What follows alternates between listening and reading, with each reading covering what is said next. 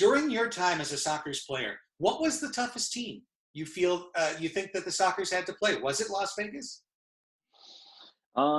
Let's see. Early on, for sure, Stockton Cougars. Right. That was they set the bar, and we went at it with them the first couple years. Then I think we kind of turned the table. We stole a few of their players. We were able to get Farber from them. We got Susie from them.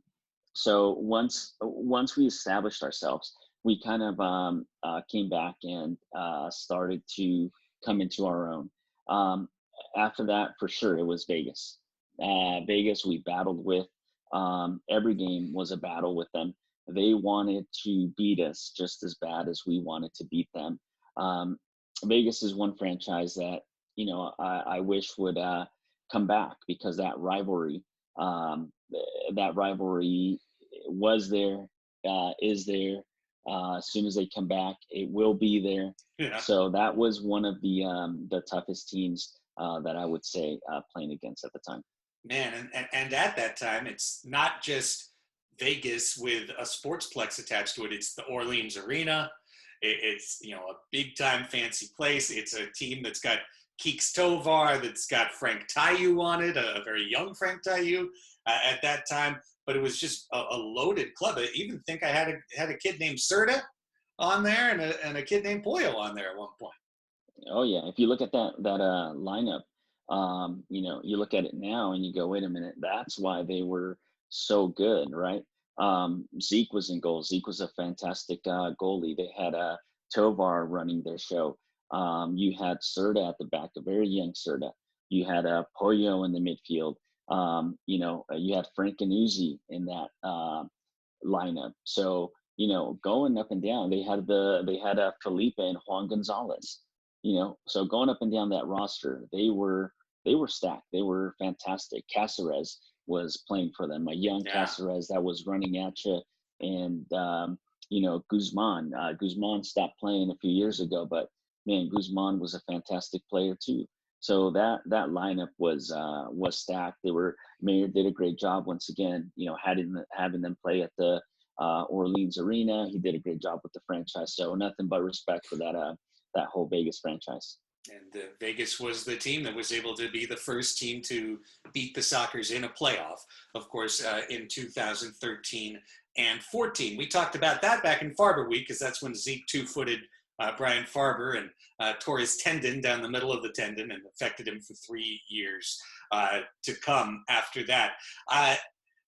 Chiky, you played through, I did the numbers, I put up a numbers post earlier this morning. You played through the 2015-16 season, 99 games, 62 goals, 74 assists, 4 championships, 3 US Open Cups, and 1 WMF World Cup. What are your memories of that 2015 WMF World Cup, hopscotching the United States, playing in a different state, it seemed like, every single night? One night you're in California, next night you're in Kansas or Nebraska or somewhere, next night you're in Chicago, just flying hither and yon, but ending it holding the big old trophy that we put up on our social feed earlier today. Man, that was fantastic. I got to play with some of the best indoor soccer players at that time, right? And I was very lucky to be a part of that group. I was lucky to get playing time with that group. There was big names from the league. So it was fantastic. It was a great memory, traveling, being on the road with a bunch of great guys. Now when I see them, it's fantastic. We're good friends. We spent a week together on the road, got to travel, got to eat together, hang out, joke around. Got to know that, besides being competitors and playing against them, they are really good people. So now, I call them friends. But that whole memory was fantastic. I mean, we had some great games. I remember playing the Czech team here in San Diego, and we were not ready for how good they were. I remember we got lucky. We pulled one off against the Czech team.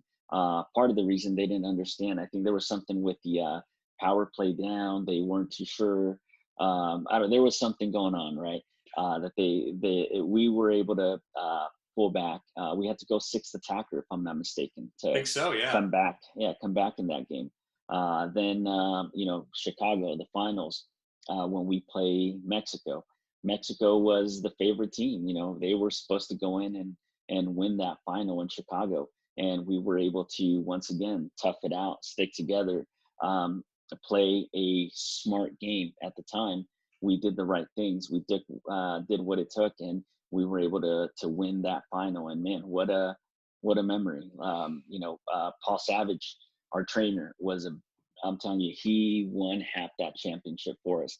He kept us healthy and he kept us fresh compared to the other teams. He did not sleep that whole trip, making sure we were able to have legs for the following game.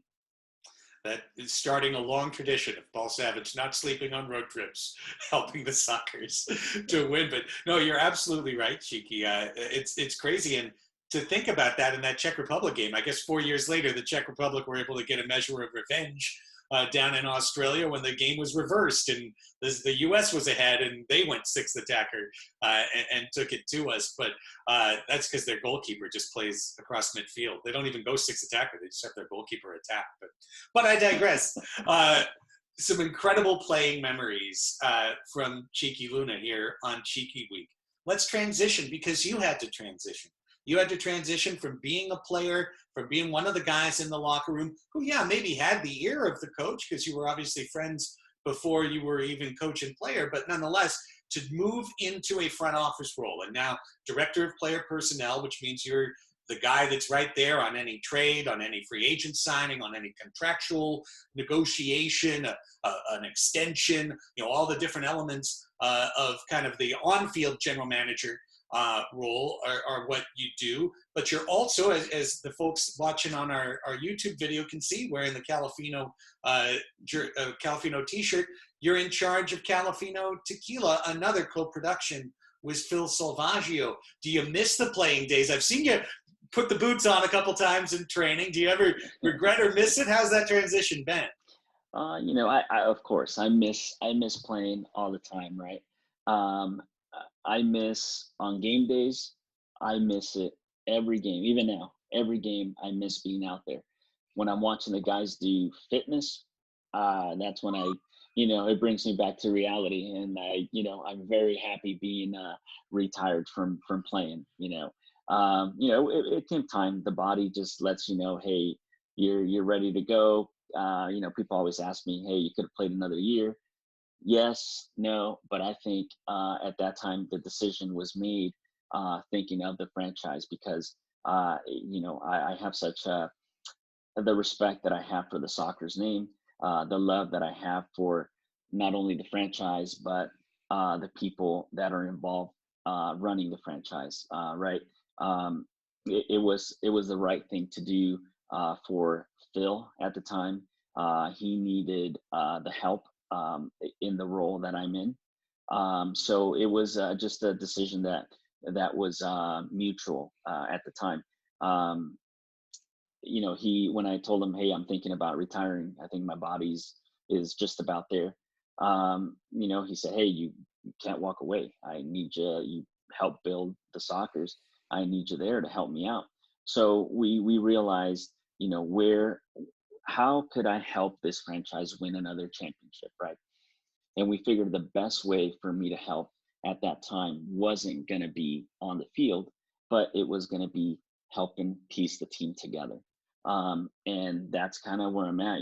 Ever since I made that transition into from player to going to front office, it has been building a championship team. We've made a lot of changes since I came on board. I think our locker room is better than ever. That's one thing that I believe in, and I told him from the get-go, you got to have winners. You got to have the right people with the right mentality in the locker room, because if one person is not on the same page, you're not going to win. This is a team sport. So that's what we've been trying to build. With me being involved in the role that I'm in with the Sockers has made the transition much easier. I'm involved at practices all the time. I'm involved with the players. I'm in the locker room every game. I'm on the road with the team. I'm on the bench, helping coach at home and on the road. So it just keeps me mentally involved in the game, keeps my competitive nature going. So that's been a fun transition, and now I'm very pleased with my role here with the Soccers. As a result, towards the end of my playing career, this whole concept started with CaliFino, and it allowed me also to transition and kind of focus on getting this passion project off the ground.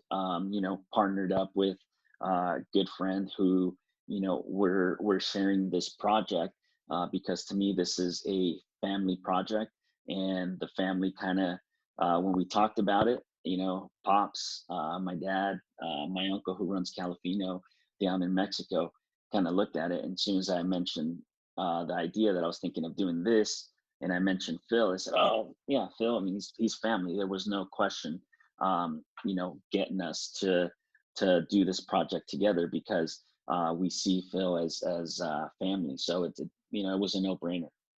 Amazing. And I've got more to ask about Calafino in a second, but let's stay on the Soccers for just a moment, because as you mentioned, there's been a lot of changes. We've certainly got a far more multicultural clubhouse than 2009, since you guys walked out of the Del Mar Arena clubhouse for the first time. And it's a club that's had incredible on-field success. 19-3, 23-1. This year, 15-6, playing the hardest schedule that the league has ever put together, especially road schedule. Knocking on that door, conference final, league semifinal has kind of been the wall the Soccers have been bumping their heads against the last 5-6 seasons now. But as you look back at this 2019-2020 squad, I know there were times where maybe you had some doubts, where maybe there were some questions and concerns. Was this going to be a championship club? A win at the end, 2 home wins over Baltimore and Milwaukee, I think restored a lot of confidence about the 2019-2020 Soccers. But where did you feel things were shaking out with this club? Yeah, for sure. There was a lot of I don't want to say a lot, but there was more times than we're used to where the Soccers question something. And when I say the Soccers, I mean us as a front office, right? Um, we thought we built the right team going into the season. We thought the mentalities were there, the team was in. Then there was a few games where we hit some tough times, and the team didn't dig and didn't stick together like we wanted the team to do it. And to me, that just caused caused a little concern with the team. Hey, why is the team not responding the way we want it to respond? Right? We built this fantastic team, and it was time to look, at the whole big picture, not only at the players, but we looked at everything from, hey, training regime. Are we doing the right thing at training? Fitness. Are they as fit as they should be? Hey, how's our locker room? Is the locker room the way it should be? We took a deep look at our front office. So it was, when with the Soccers, it's different than a lot of teams. A lot of teams, if you make the playoffs, it's a successful season and everyone's happy. With the Soccers, hey, if you're not winning a championship, something is wrong and things are going to change. We are built to win championships, and if we're not winning championships, something has to be done. So this year it's still a little uncomfortable talking about it because we don't know what could have been. Were we talented enough? Yes, I believe we were talented enough to win the championship. Were we going in the right direction? Yes. We hit a low point at some point in the season when we lost to Mesquite on that hard road trip. That was our low point where a lot of things were going on. We were trying to get it back together. And then we come back, and like you said, we start going in the right direction. We beat Baltimore, we beat Milwaukee, and guys were starting to believe, and we were getting ready to go into playoffs. So it's uncomfortable now thinking about it, because I think we're always going to wonder what could have been, of our playoff run. Well, and I've said this in previous editions of our quarantine podcast, so I'm not breaking news to those who have listened to everyone, Mhm. but just on the wild hair that the MASL would be able to restart, put some sort of summer tournament together, some sort of playoff tournament. I got to be honest, and I'm saying this before. So if the Sockers are the one holding up the championship trophy, understand my thoughts are consistent. I don't see it as the same thing. Like I just don't see it as the same thing because a season is played from start to finish, and there's something important about the players physically being in a certain space, mentally being in a certain space, psychologically, emotionally, everything. Everyone's on a ship that's going in one direction, right? And then some of those ships sink, and one of them makes it to the shore. But we all just got put into the docks, you know. Yeah. And so even in a restart situation, and believe me, everyone wants to see soccer, everyone wants to see a Ron Newman Cup handed out, but I think whatever team would win any kind of summer tournament, it's kind of a different thing because nobody has stayed together and practiced through these 2 months of quarantine. That's been impossible. Some folks have gone to their own country, might not even be able to return for if there was going to be something like that. So do you see where I'm coming from about like it'd be great, but I wouldn't necessarily like say like, oh, well, this validated everything that happened before or ruined everything that happened before if you didn't. 100%, and I'm on board, with that comment, Craig. I think it's different now, right? Even, getting the players to play at the level that they were, it's going to take, time. Guys, it's not the same working out on your own, running on your own, even kicking the ball around on your own. It's not the same, to get ready for a match. The level of play won't be the same. Um, so yeah, it's hard to say what could have been, what will be, who knows, with everything going on, during these crazy times. Um, Mentally, I think not only soccer fans, not only fans in our league, but I think, the general public, mentally, we need games going on. We Yeah. need sports. We need a little bit of, the competitive nature out there, right? So yeah, do we need it? Yes, it's needed. Will it have the same feel whether you win or lose? I don't think so. I think the 2019 2020 season, I think, will always be known as the COVID season. So maybe Right. we call it that, the COVID championship, and Right. give a different trophy out. Get out the COVID Cup. I love it. There you Yes. go. Yes, your Corona Cup champions of 2020. Yeah. So far, by the way, the virus has claimed every trophy. For In sure. 2020. Coronavirus just sweeping up all of the trophies. All right. Back to Califino, because you guys Mhm. are a small business. As you mentioned, you're a family run business. The Luna name is directly connected to this. It's from your family recipe to everything south of the border to here. It's incredibly difficult for small businesses right now. We all know that. A liquor company automatically has lost its primary source of revenue, which is bars and restaurants, the places that Mhm. carry your product. They aren't open to carry your product right now. And through all of that, you guys have been taking your one source of revenue, your online sales revenue, and you've been turning it around in charitable ways. You gave back in the month of April to bar and restaurant employees who had been laid off. I saw you guys teamed up with, I want to say it was Feeding America in May. So take me through the philosophy of this, because you guys have got to be eating your hat right now. And at the same time, you're taking what little you're bringing in and you're giving it out. Yeah, it goes back to just who we are as, people, something that we share, right? I'm blessed to be able to have a partner like I do and Phil, where we share a lot of those same values, the same mentality.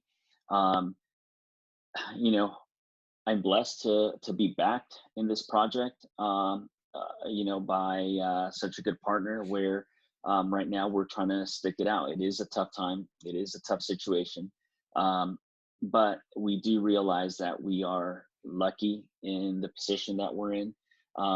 We have food on our table. were able to survive the situation that we're in.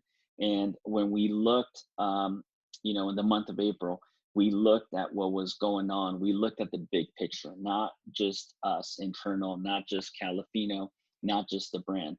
We actually looked around us and we realized, hey, there's a lot of bartenders that we're used to seeing, push our product. A lot of managers at these bars, a lot of the servers, when people would go in and they enjoyed CaliFino, they were helping us grow our brand. They were helping us push our brand. And these people were sitting there without jobs, right? I don't know if that person, how they're going to eat. I don't know how they're going to feed their family. I don't know. They're struggling for that income. So, we made a decision. Let's help out as much as we can right now. The whole idea, we were going to donate a percentage of our online sales in April to all industry in Southern California. When we looked at the picture as everything developed, Phil and I had a talk and we made a decision to donate 100% of our online sales at that time because it just felt like the right thing to do. I don't think we looked at numbers. I don't think we looked at payroll because we're keeping our staff on board. We're trying not to lay off people, yeah. Right? So we looked at the big picture. How can we help?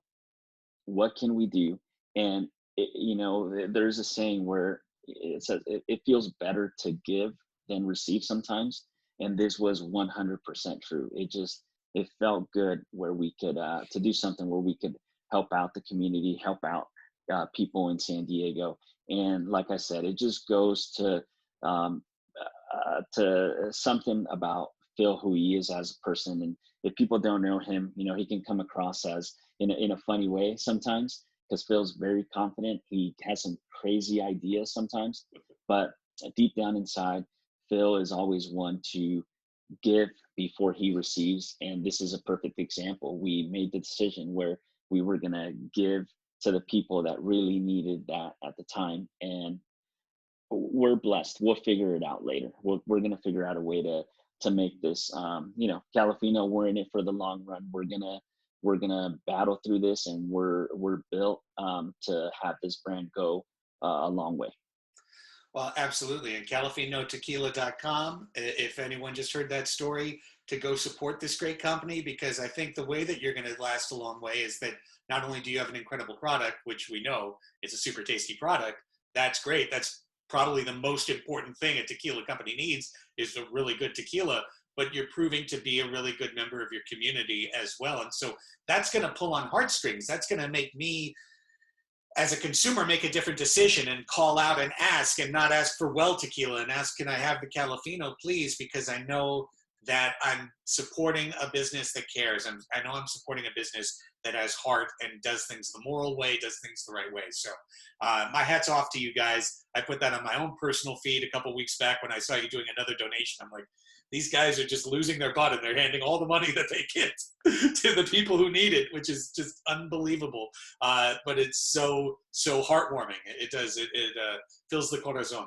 So thank you, Chiky. You've given us a lot of time.